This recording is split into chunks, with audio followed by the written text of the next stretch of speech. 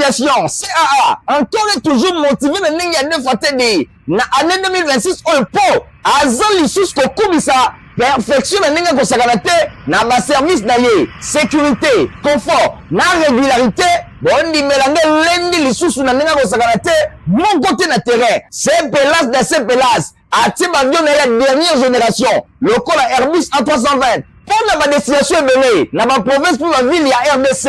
Bongo Sénaté, na 2026 Oyo, CAA, a conquis 34 mokoka, na service et ma client na ye. Ah, CAA, mon CPLC. Bon, merci de confiance au Boza Kanango, na journal Nabino, lundi 16 mars 2026, bah, transporteur Yami Touka, Bazaki Bongo na grève, et ça li passe, pona ba passager belé, ba tamboula ki makolo, pona kukuma na bisika la bango, Yami Sala, Tobeta Bongo, Masolo Etali, ba honorable président, ya Assemblée nationale, PSNA, Aimé Bojipe, Jean-Michel Samalukonde, Bayambamaki, week-end, qui est pas chef de l'État Félix Antoine Tshisekedi Tshilombo, Pona, Bayaki, Yoka Bongo Masolo, Etali point, ou Etali accord de paix à Washington, ou les dossiers, moko important pour la session parlementaire, il y a mois de mars 2026, Oyo Misala, et Forami Bongo, moko le lundi 16 mars, Tobeta Bongo, Masolo, ou Etali, après 3 mois, et vacances parlementaires, dans l'Assemblée nationale, puis le Sénat, lundi 16 mars, Sunday, Zala qui reprise, Yamisala, la 2 chambres, il y a Parlement pour la session ordinaire, il y a mois de mars, pour le président, il y a Assemblée nationale, il y a Sénat, bah, c'est là qui Bongo, bah, discours, il y a Ndengi Libosa, invité, oh, bah, Zala qui, wana, Tobeta Bongo, Masolo, Kakao, Etali, Assemblée nationale, voit que toujours par rapport à rentrée parlementaire, et seulement qu'il est là, donc, le lundi 16 mars, Bossimba, qui est adjointe, grâce Nema, il y a Kobaki, Kolande la Misala, il y a une visite d'inspection dans le bâtiment, il y a parlé du peuple pour s'assurer que nous sommes, ils ont un bon qui t'a un reportage où il y a héritier, ma pandémie.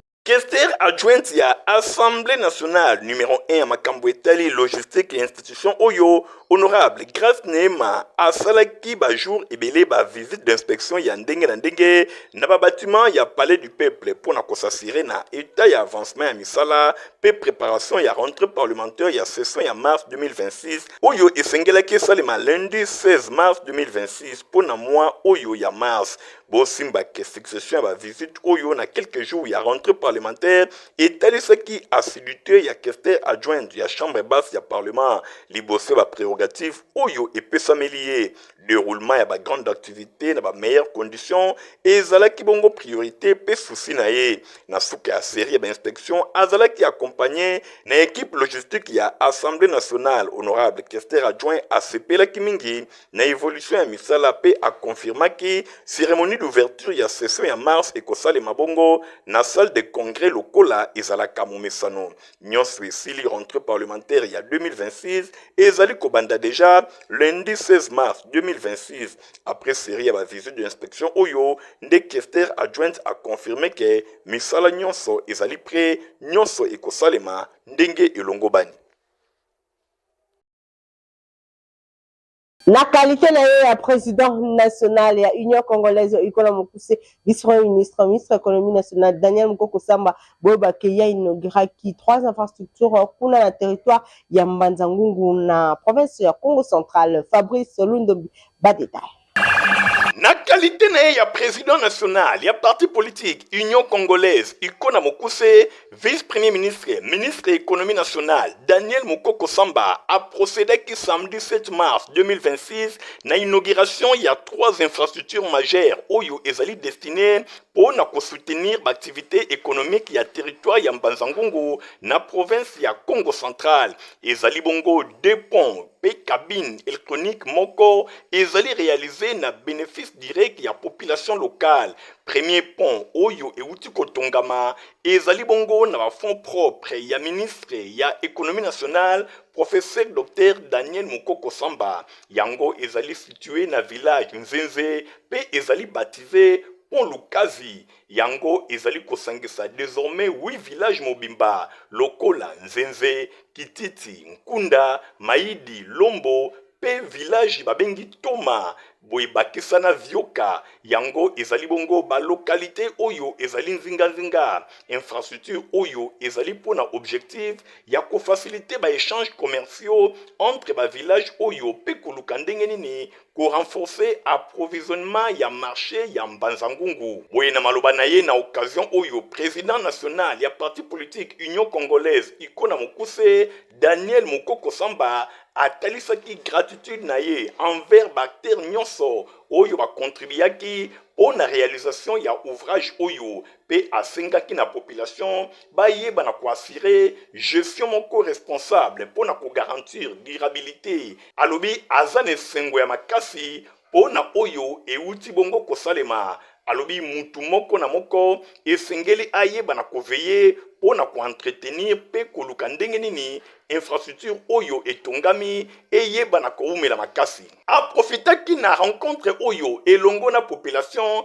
a constaté que pe lisusu dégradation ya tronçon oyo ezali ko relier route nationale tina pont Lukazi yoye a s'engager makasi pour na ko soutenir ba effort ya amélioration ya nzela oyo ezali bongo na litomba makasi alobi a côté de la bango 4 camions ben pour na ko améliorer accessibilité na pont oyo ndenge Daniel Mukoko Samba atalisaki ba ouvrage misusu mibale ezalaki inauguré ezali bongo po na koluka kosunga population ayeba na ko bénéficier na yango mingi penza na quartier Loma na cœur ya ville ya Mbanzangungu na province ya Congo central. Deux ponts oyo euti kozala réhabilité yango pe ezalaki rebaptisé pont Voya Yevanga boy littéralement tokoki ko traduire yango à promettre pe asali yango bosimba ke na reconnaissance ya initiative oyo ezali ko contribuer pour na ko améliorer mobilité ya ba habitants nyonso ya quartier. Troisième ouvrage ezalaki bongo cabine électronique oyo ezali installé na Kampumpa toujours na quartier Loma yango ezali bongo dénommé Mukoko Samba de infrastructure oyo bosimba pe boyeba et ko permettre désormais pour na ko alimenter électricité na Kampumpa pe na nzinga na yango utoloka ndana ane sengo papa to sepela to fungwama coup de chapeau na son excellence Daniel Mukoko Samba po oyo asaleli biso ezaya minene oyo tokobosana te pont oyo ezalaki donc soko uti na charge na kati soki nano leki pont oyo te motema ezobeta po bakamion ekweya deja wa bamasa biso ba motar bakweya na ba charge awa misu ba se retrouvaka kuna ba hôpital alors to sepeli fort to zipo ya sika donc nyonso ekende bien nzambe vraiment azwa lokumu coup de chapeau na son excellence. Cérémonie oyo et se clôturaki na ambiance moko ya makasi population bango nyonso bazalaki na esengo komona ke lumière ekomeli bango lisusu na nzela ya cabine électrique oyo population ya territoire ya Mbanzangungu na province ya Congo central bango nyonso batalisi reconnaissance na bango envers mwana na bango Daniel Mukoko Samba oyo azongi directement na ville ya Kinshasa elongo na délégation na ye. Honorablement, Tone élu ya Selemba Ouye à Kitaki Bongo na avenue du 24 novembre pour na évacuer mituka o esala accident pe va ko vendre aneza ko sala embouteillage ya makasi Christian Kengebeni ba détail.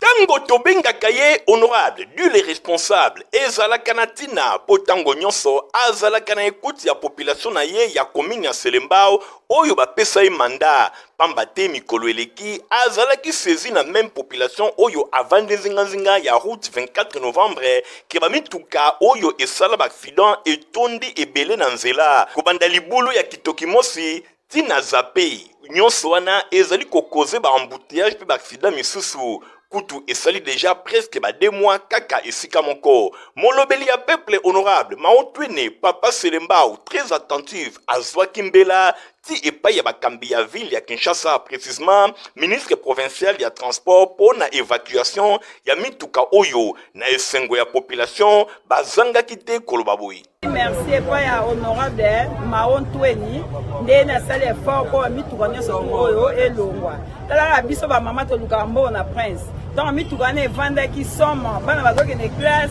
bazo dévier macadam donc honorable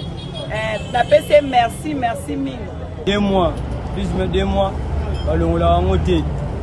tomoni sikoyo honorable Mao Twe aye sikoyo lelo na mabele ayosala intervention mutu elongwe en tout cas mpona papa na biso Faci Bedan akotala bato akosoutenir mpona mabele na biso eza badepute Mao Mutweni asala effort mpo mutu elongwa soki ye te mbela adolo makambo mosusu. Yemoko pe papa Selembao, dit les responsables, honorable Mao Twene, a précisé qu'il y a un micro ya Info Lingala. Biso do onama na population, on a tout représenter par on peut défendre ba intérêt na bango. Tant on a ici na problème oyo banje to ba camion les alliés abandonnés ba camion accidenté. Ils ont abandonné na balabala l'état pour ils ont créé ba bouillage. N'a qui obligé il y a qu'on se donner corps et âme il y a qu'on solution de par-ci et par-là et il y a comme un ministre et ministre provincial de transport on a aluka solution il y a bref délai et ne bomoni équipe naie bazali à la place pour sala musala pour évacuer ba camion ngo pour na comme mango na ba fourrière. Nous avons profité de l'occasion pour remercier l'autorité compétente il y a ville où assisté à l'évacuation, assisté à l'évacuation, il y a un camion qui est opposé, l'embouteillage, la sécurité de la population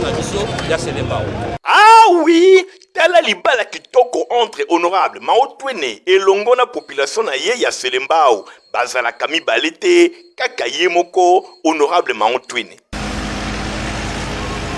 Deuxième rencontre, il y a Dynamique Steve Kivuata et Salema Kimokola dimanche 15 mars 2026 dans la salle Maison Blanche au Izoming présent à croisement à Baveni Université na Mompulu kuna na commune Yangaba. Stéphane Skande Azaki na compte Funga. Azali disciple propre, il y a ancien premier ministre Adolphe Mouzetou, actuel vice-premier ministre, ministre ya budget, pe patron ya parti politique Nouvel Élan, Yenani, maître Steve Kivuata, Oyuba Mesana Kobengaye, cerveau blé, pe initiateur ya dynamique Steve Kivuata, DSK na Mokuse. Azali très bien réussi à wana commune Yangaba, kakandenge ba image ezali kotalisa, TV ezali radio T.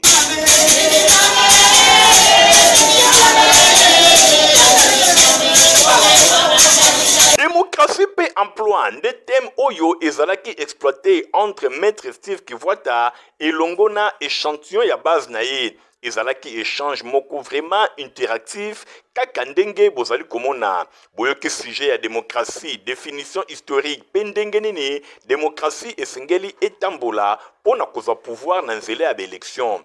diriger na modèle ya démocratie pe kopesa mutu mosusu pouvoir d'une manière démocratique bayekola ki pe lisusu démocratie na République démocratique du Congo suffrage universel de nini lelo na République démocratique du Congo ezali sans discrimination botala pe boyo kamalamu bit ya dynamique Steve Kivuata ilobaki yemoko DSK ezali parti politique te awa ezali vraiment tribune ya réflexion pour naba emploi maître Steve Kivuata à la kisike ba élection kaka ya 2023 et la kisaki ke taux ya chômage ezali très exagéré na République démocratique du Congo 23 653 candidats mobimba pour na 500 places na députation nationale alors que na bamboka mususu ezali boité atalisaki na ba jeune ke lobby soki bozi pouvoir ya ko diriger boyeba ke développement ya mboka e bandaka na construction ya ba route nationale, route provinciale, route agricole pe ba voies urbaines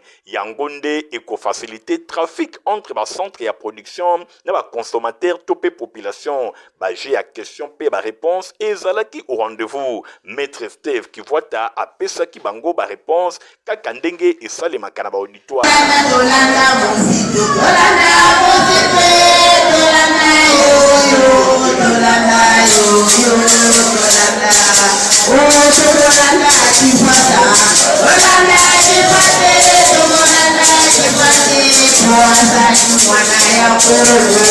Pour la permettre à la cliente d'avoir voyager dans des conditions qui toko compagnie africaine d'investissement à Tebongo Airbus 320 pour na passager naïe.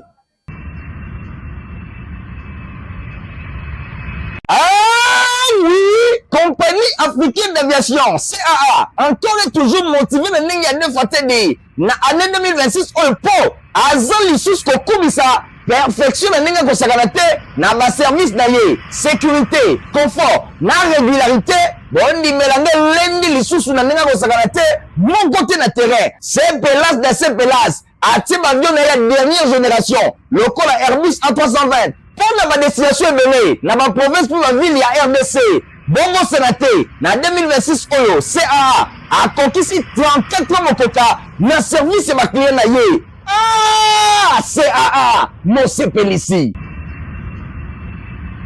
Honorable Narombungu, évangéliste itinérant, Azaki, mon prédicateur, un kit spécial, et mon maman, et à paroisse protestante, et à ses côtés bolingo, Zamin Pinza, na quartier Kabila, kuna na commune, et à Kissenso, la Dylan de bas détail.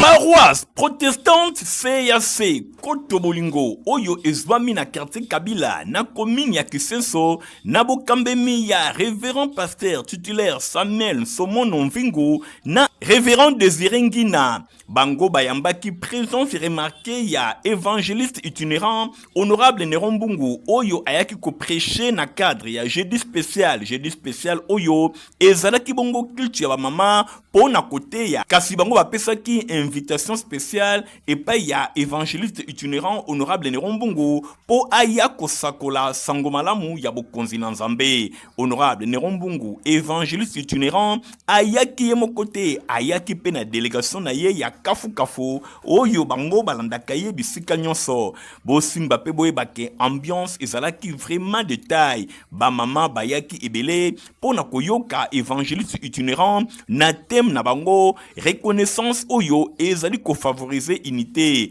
honorable Nerombungu atiaki na mokanda ya Psaume chapitre 133 verset 1 oyo elobi il est bon et agréable aux frères de demeurer ensemble honorable Nerombungu alobelaki likambo ya bomoko pe atalisaki ba avantage ya bomoko na église na mboka na famille pe bongo na bongo alobelaki pe ba désavantage oyo ezali koya tango bato bazana bolingo to pe bomoko te boye nyonso wana reconnaissance ou ezali ko favoriser unité na corps ya Christ boye honorable Nerombungu évangéliste itinérant alobelaki pe ba circonstance oyo ezali ko salake bato bazanga bomoko mosusu chômage pasi kozanga nzala nyonso wana ekoki kozangisa bato bomoko te to pe ekoki kolongola bato na bolingo te envers bango moko na moko azali na frère to moninga oyo peut-être bayokanaka na ete nyonso wana ezali eloko ya malamu te honorable Nerombungu évangéliste itinérant alimbolaki biloko nyonso ba mama ya paroisse protestante CAC Koto Bolingo na quartier Kabila na commune ya Kisenso batondi samaki na esengo na ndenge ya kosakana te bango pe na ngambu na bango basambelaki po na évangéliste itinérant honorable Nerombungu enfin que mission oyo Nzambe apesi ye eko bakokende liboso honorable Nerombungu aremitaki bango enveloppe na action de grâce na suka ya culte boye révérend pasteur Samuel Somono Mvingu alobaki elongo na mama pasteur Malonda Nzita Béatrice bapesaki pe ba témoignage na bango to likanisi par rapport à prédication, il y a évangéliste itinérant honorable Néron. Présence, il y a honorable Néron Mbungu, évangéliste itinérant. Ezali mois de mars, semaine moko ba pesa na communauté na biso pesa ba maman. Tous les mois il y a ba maman mais semaine du 9 au 15 bazo animé ba séminaire dans toute la communauté dans nos paroisses. Mais jeudi, ezalaka jeudi spécial. Oyo bayambaka ba papa en principe ba pasteur ba te akabango mais ba maman on voulu bien na lisanga ya ba pasteur ya paroisse Koto Bolingo bandimi ko inviter honorable Nerombungu pona ko ya côté ya biso na thème oyo ba pesa ki biso la reconnaissance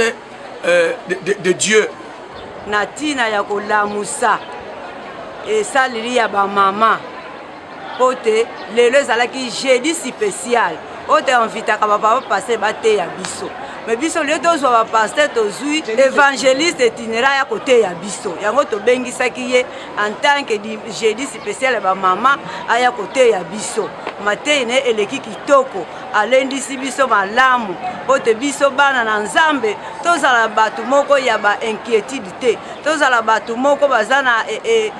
bato ya hypocrite te me tozala oyo aza kati na yesu moya azala moto ya hypocrite eza te yango aye kolendisa biso na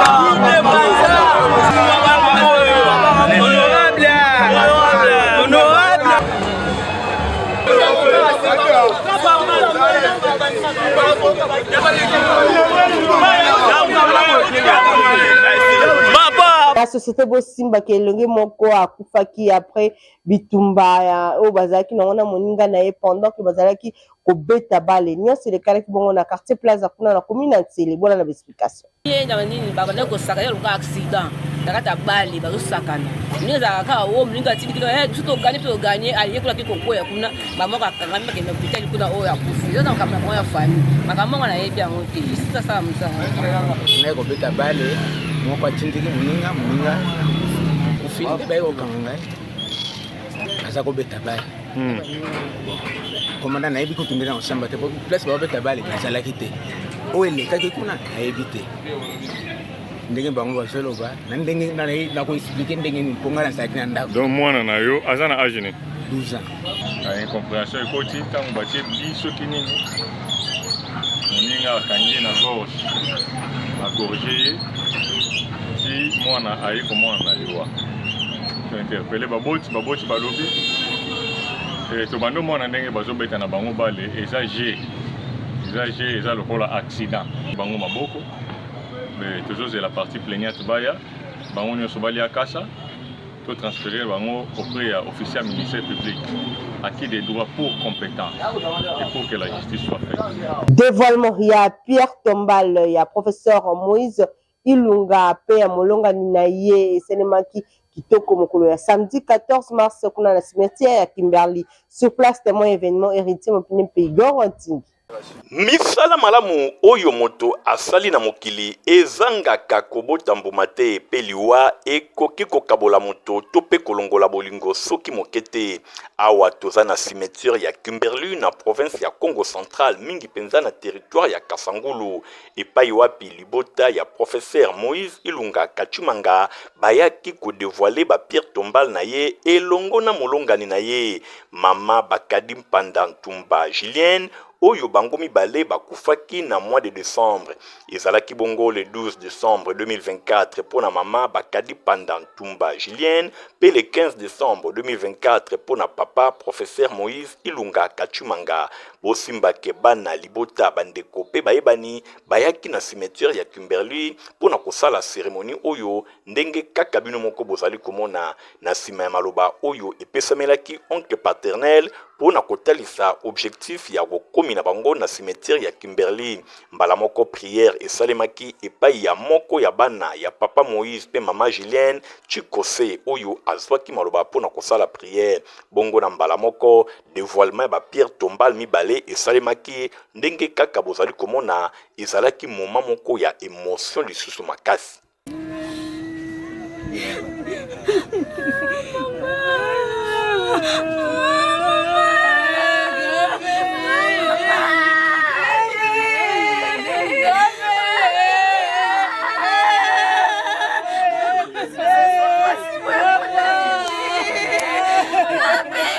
Nyonso ezali kotalisa pasi oyo ekomelaki libota ya professeur Moïse Ilunga kokende kaka boye kotika bana nzela moko elongo na molongani na ye pasi oyo ekomelaka libota na décembre 2024 ba souvenir oyo ezongaki lisusu ezalaki moma moko ya pasi pe ya mawa papa Moïse Ilunga Kachumanga elongo na mama Bakadi Mpanda Ntumba Julienne bango mibale batiki bana ebele batiki pe bakoko ebele libota monene bango nyonso bayaki pona kotala lisusu moma oyo elongo na libota oyo ekufelaki nyonso ezali kotalisa kaka bolingo oyo eanimaki bango tout au long ya bomoi na bango basalaki misala malamu awa na sena moi papa Moïse Ilunga Kachumanga elongo na mama Julienne Bakadi Mpanda Ntumba misala basalaki ezali kolanda bango bisika nyonso oyo bango bazali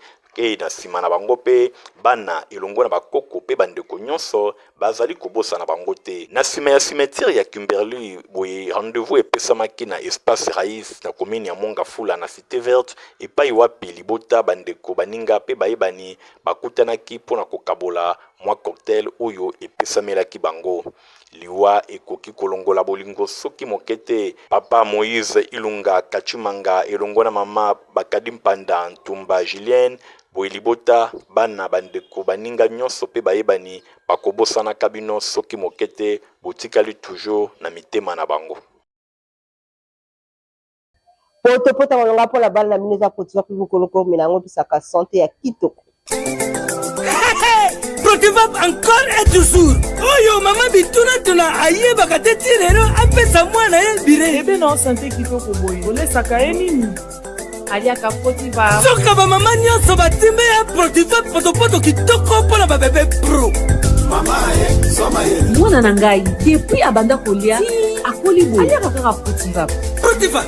Protéines, vitamines, énergie. Azama yele na classe abela kabela kati alimbaka te. Ba maman, félicitations na bokoneli bana. Protivap, facile à digérer et nourrissant. Ezana, protéines, vitamines et énergie. Hey, bébé na yo kitoko ninyo esaka. Baba ingakango, santé kitoko nzoto makasi. Matemi disa, mama letsa mwana. Sukana mbimbi. Oye sukana mbimbi.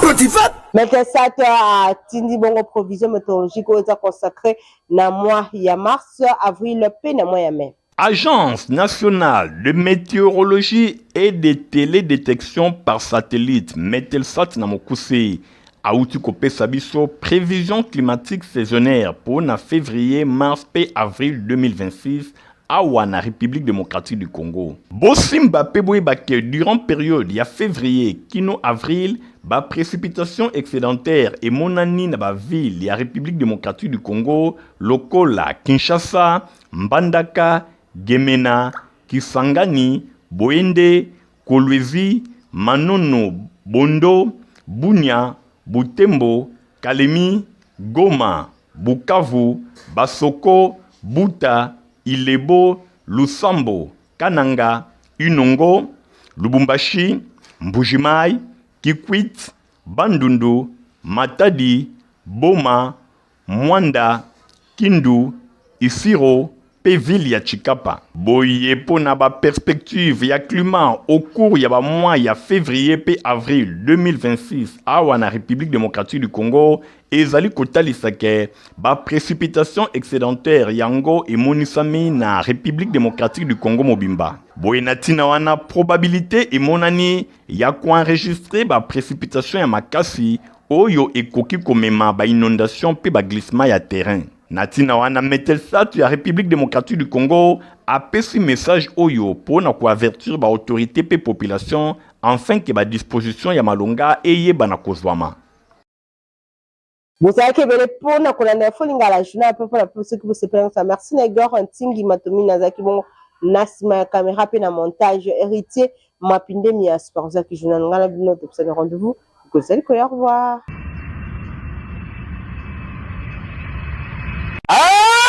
Oui, compagnie africaine d'aviation, CAA, encore et toujours motivé de n'engager fatigué. Na année 2026, on peut, azal l'issue kokubisa, perfection de n'engager kosakanate, na ba service naye, sécurité, confort, na régularité, bon di melange lendi l'issue na n'engager kosakanate, mon côté na terrain, c'est pelas de ces pelas, atim avion de la dernière génération, le col Airbus A320. Pour la destination belé, na ma province pour la ville ya RDC. Bongo Sénaté, na 2026 Oyo, CAA a conquis 34 motoka na service ma client na ye. Ah, CAA, Mose Pélissi.